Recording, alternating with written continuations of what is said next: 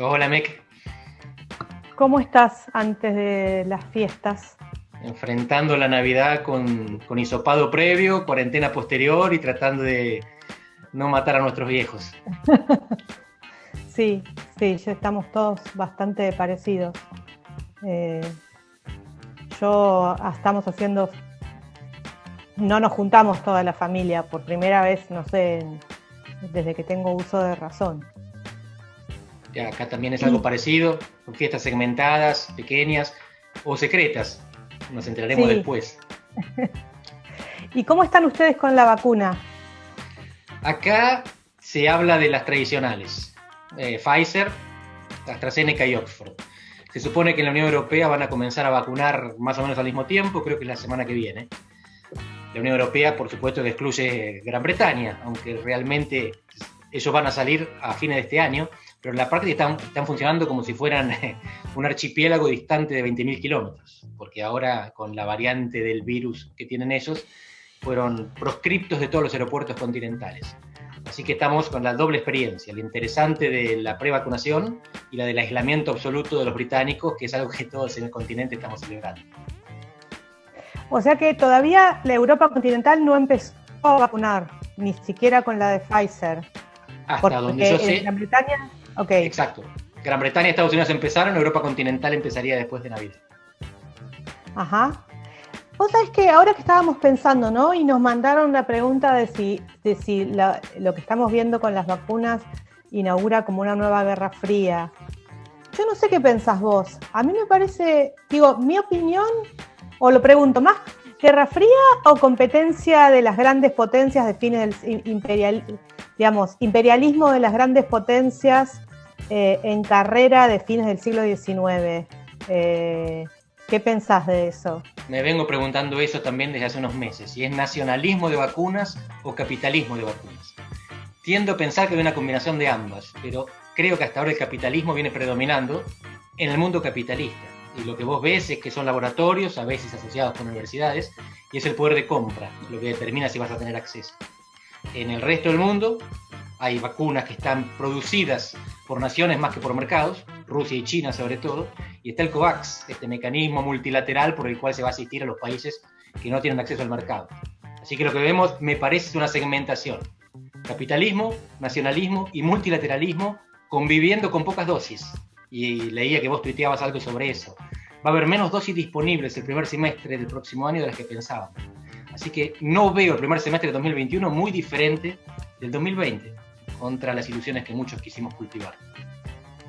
Claro, y además si uno dice guerra fría de vacunas, ¿no? La guerra fría era bastante organizada en un cierto sentido. O sea, tenías básicamente dos jugadores enfrentados, pero que al mismo tiempo nunca rompieron la comunicación entre sí, diplomática, y eso organizaba. Acá no hay dos jugadores, hay, como vos decías, hay varios, algunos son estados, otras son compañías, debilísima coordinación. La verdad es que para mí no deja de ser un poco choqueante y frustrante ver cómo en la mayor crisis de, no sé, de los últimos 50, 60 años, aparece tan débil las posibilidades de articulación y de cooperación internacional, ¿no?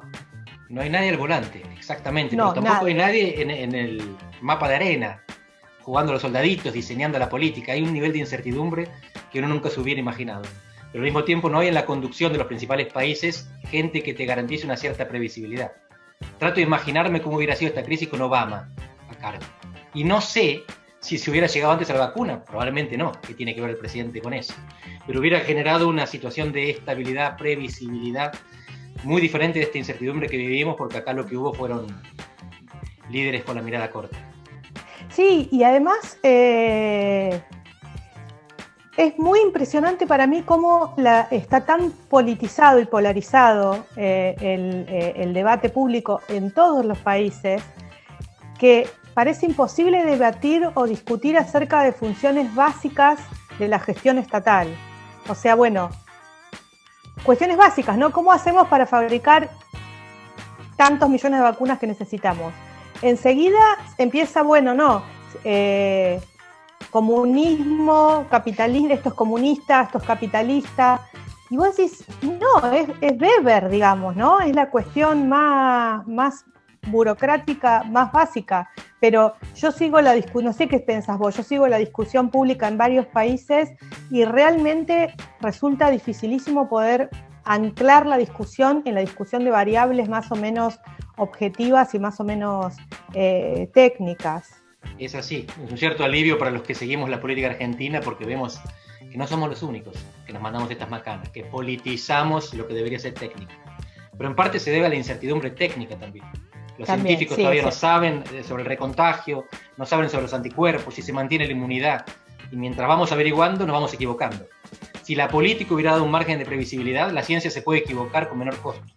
Pero acá la ciencia va aprendiendo mientras la política se adueña de los errores, para tirárselos al contrario en la cara. Y eso, en algunos casos, no fue siempre así. Argentina, lo hablábamos la otra vez, tuvo una conducta ejemplar al principio. Y después se fue fragmentando, y en este momento vemos comportamientos opuestos en lo que unos celebran, los otros lo sufren y viceversa. Y difícil encontrar alguna certidumbre. Lo que tenemos ahora, por ejemplo, es aprobación de Pfizer, la única vacuna aprobada en Argentina, mientras traemos la vacuna rusa. No estoy ni criticando ni elogiando ninguna de las dos cosas, hablo del desfasaje que hay entre las decisiones políticas y las técnicas. Sí, al mismo tiempo la verdad es que estando acá en Argentina uno ve una virulencia en la discusión, es bastante, no sé, muy difícil de procesar para mí. Y la incomprensión como de datos básicos, ¿no? O sea, aparece una demanda tremenda de que Argentina compre o use, no sé, solamente la vacuna de Pfizer. Yo no tengo nada, o sea, yo creo que tenemos que comprar todas las vacunas, porque simplemente a esta altura del partido ninguna vacuna tiene la cantidad de dosis que son necesarias para asegurar una campaña de vacunación. Y todas tienen problemas y todas tienen dificultades, o sea, la vacuna de Pfizer requiere estar a 70 grados bajo cero constantemente hasta que se la usa. Entonces, es una vacuna difícil de transportar y distribuir en un país como Argentina, ¿no? Que tiene débil infraestructura, tiene la combinación de que es enorme y con débil infraestructura aérea, de transporte, etc. Entonces no se trata de me gusta Pfizer o me gusta la vacuna rusa, se trata de que simplemente estamos en un momento en el cual está todo el mundo tratando de asegurarse la mayor cantidad de las mayores de la mayor cantidad de la mayor posibilidad de marcas posibles. Así es. La mayor diversidad, la mayor cobertura, y la mayor cobertura tiene que ver con la cantidad. Porque como vos decís, ninguna va a tener capacidad de vacunarnos a todos. Creo que coincidimos en que somos vacunadores universales. Nosotros dos, no es el caso de toda la gente, pero acá lo que hay es a veces esta politización de la vacuna por un lado y por el otro que genera desconfianza. Y ese es el mayor peligro que corremos ahora. La desconfianza alimenta a los no-vax, a los antivacunación. Y por eso lo mejor contra los antivacunación es un buen plan de vacunación. Y eso no es que no existe solamente en Argentina. No existe en los demás países tampoco. Creo que, vamos a ver, el mejor caso a observar es el de la Unión Europea, porque está planeando todo con anticipación y transparencia. Vamos a ver si funciona. Ellos decidieron empezar más tarde que Inglaterra y que Estados Unidos. Si le funciona, va a ser un éxito de la paciencia y la planificación.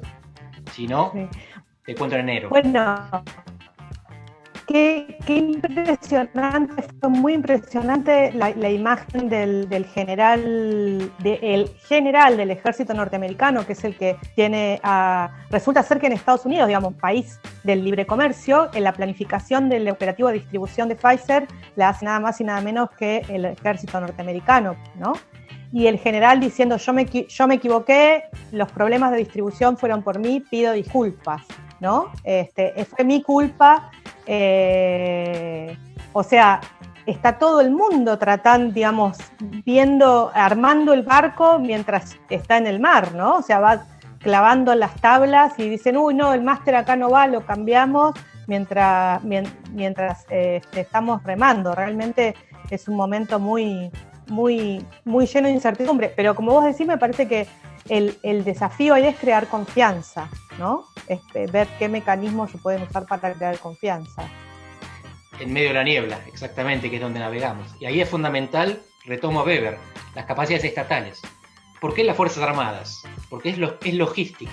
Fuerzas Armadas y la capacidad de recolectar impuestos es lo que hace a un Estado ser un Estado. Y esto es lo que permite aprovechar no solamente la guerra, es también toda esta capacidad de llegar al territorio con estructura y permitir la distribución, el enfriamiento y la vacunación. A mí me llama mucho la atención que las Fuerzas Armadas en Argentina no estén a esta altura más involucradas en el proceso de la vacuna, de conseguir la vacuna, que sea una aerolínea civil la que va a buscar. Cuando yo hubiera esperado, no conozco mucho de aviones militares de carga, pero justamente eso, un avión de carga militar, que lo pones en China, lo pones en Rusia, y me parece que es una logística desaprovechada o una logística desmantelada. Quizás las Fuerzas Armadas argentinas ya no están en condiciones de cumplir esta función. Para mí, yo no soy especialista y perfectamente me puedo equivocar, pero me da la sensación de que son capacidades estatales desmanteladas. O sea, no están esas capacidades estatales. Un tema que queda para pensar a futuro, inclusive entre pacifistas. Exactamente. Ese es el tema para pensar a futuro, ¿no? Que se necesita un fortalecimiento muy, muy grande de las capacidades estatales y alguien va a tener que pagarlo, por decirlo de esta manera. Pagarlo impuestos, capacidades estatales, logística, siempre volvemos a Weber. Siempre, siempre. Bueno, y con esta plegaria laica a Max Weber, que yo no sabía, pero murió en la epidemia de gripe española. 1920.